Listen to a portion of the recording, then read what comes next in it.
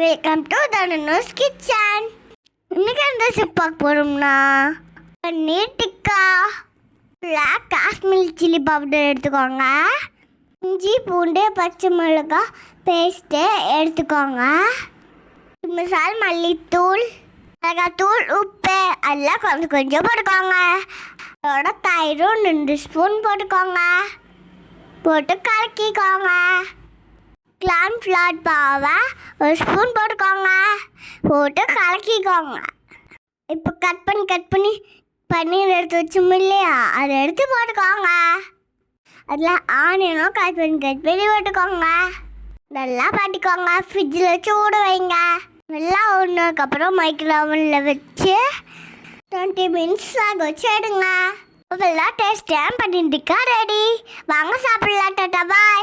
Like பண்ணுங்க, comment பண்ணுங்க, மறக்காம சப்ஸ்கிரைப் பண்ணுங்க. பாய். தேங்க்ஸ் ஃபார் வாட்சிங். பாய்.